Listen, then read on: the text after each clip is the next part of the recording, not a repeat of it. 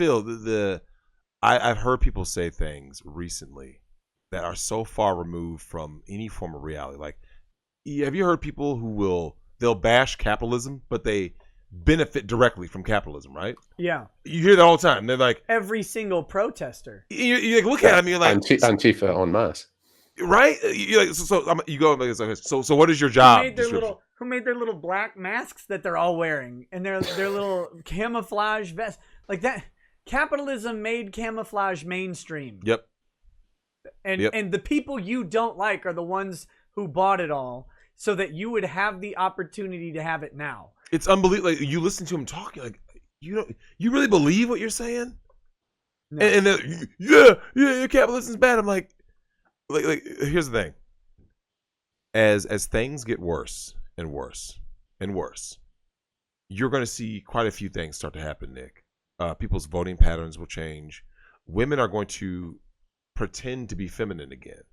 And Phil, I don't know if you're seeing that in the UK yet. Obviously, we talked about that article, but like in general, like women won't change if there's actual hard consequences because they like. As soon as there's a consequence at play, then all of a sudden, I'm just a little girl. I'm a little girl. After. Yep.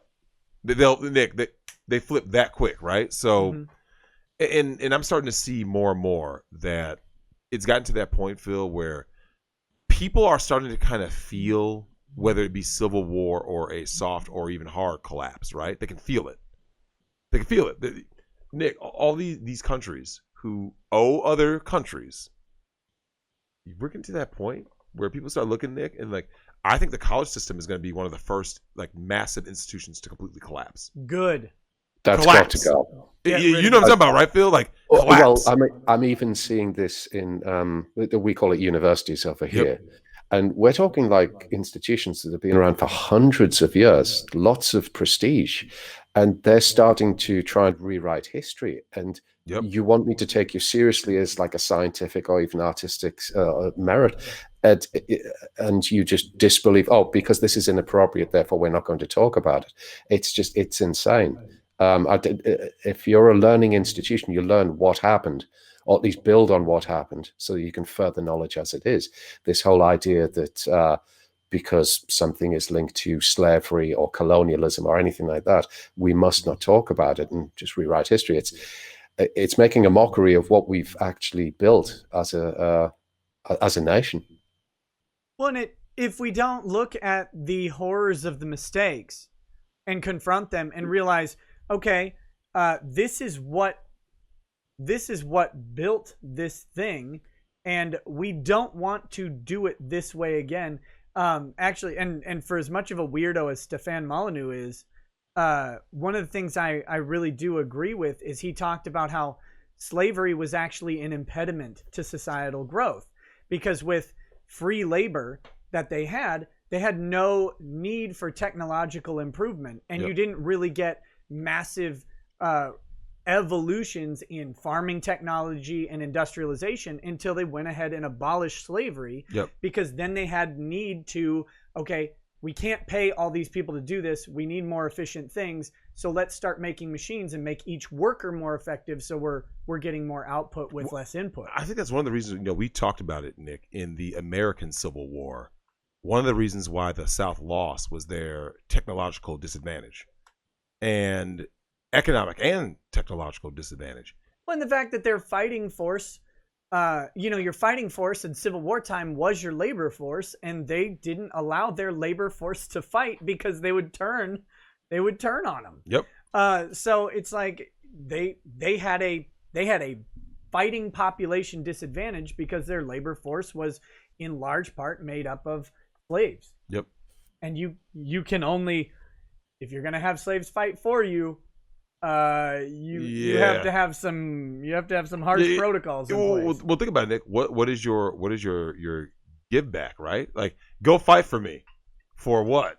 Or else I'll kill you. But then you're killing your own investment. Now, right? Yeah, you need to give impetus to those people. So, like, whether it's fighting for freedom or for massive amounts of money or something like that. There's no impetus. They won't fight. They won't. It's even with a regular army of your own people. Yep. You still have to give them some reason, whether it is we're fighting for freedom or whatever it happens to be. But like mercenaries don't fight for nothing. Correct. Well, no, now, Phil, I have gone on record as saying I will not fight for the country. I will fight for myself, my family, my neighbors, Nick, my countrymen. But in terms of like the country itself, because if you're fighting, if someone invades America, I will fight, right? Yeah. I have gone on record time and again by saying I will never, ever go to some foreign land to go fight anybody. Never. And Phil, they keep pushing men to fight. And my thing is this: well, how come men haven't been actual fucking men and just going, no, I'm not going to do it? Say what you will about Muhammad Ali. You're going to go fight. No, I'm not. They did it real simply. One, Muhammad Ali had a level of clout. He did have clout. Yeah, no doubt. But they fixed that with the GI Bill. Here you go. Just sign up. We'll give you $40,000.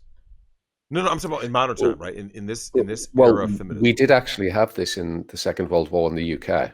Conscientious objectors. Yep. I mean, granted, they were put in prison for like the length of term of the war and so forth, but they didn't have to fight. I mean, I don't agree with what they were saying, given the struggle that was ensuing at the time, but they did have choice.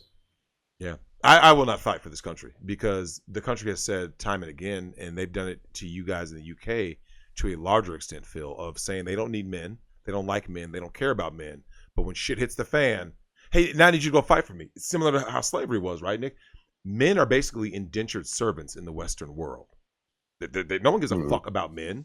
Where's all the homeless shelters? Don't have them. There's no resources for men. They don't care about men. But when shit hits the fan, I promise you, Phil, you know and I know, they're going to be running to men saying, go to protect us, right? Defend. And all men have to do is go like this. No. Well, that was actually an interesting topic explored on Hardcore History with Dan Carlin, which is it's a great podcast, but he did a series on World War I and specifically talking about the British and their sort of renown as an army was their tenacity. Mm-hmm. And I mean, the British were losing dudes in droves. You'd have battles with 50,000 plus dead. Now, we have news stories over 15 or 20 soldiers losing their lives. And of course that I'm not trying to downplay it, but like the scale is we're thousands of times more people dying daily. Even to compound on that, we just drafted all of the men and we didn't even section them off into different areas. So we had like sort of like high level scientists being blown apart in the trenches. Right. And they were just irregular squaddies. They weren't made into officers or anything like that to preserve the best quality people that we had. So it was an absolute shit show of a war. But and the British, though, they had just this reputation, and the numbers bear it out, and the way battles went bore it out, is that despite the losses, they just kept going and grind through attrition, and that was it. But he was talking about how, can you even have that war today? Because I think today men wouldn't do it. No. God, no. Like your company commander says, over the trenches, and the guy in front of you went over the trenches and made it 10 feet before their entire group got mowed down. He's like, all right, your group's up. Fuck you. Well, yeah, it would be a case of you would say officers first. You show us how it's I don't know why. Now I don't know how it is in the UK, Phil, but here in America, there was the bill that was just signed having women who are now eligible for the draft or whatever, right? Now, being that 98% of war deaths were men in this country, we need equality. So we need 2% of the men to die in the next war and 98% of the women. And I am all for letting these women go out there and get blown apart. Do you have like a rationale behind that? Because what I'm anticipating would be, let's have an entire battalion of women go out there and, whatever war it happens to be, like a military skirmish, and they get absolutely massacred.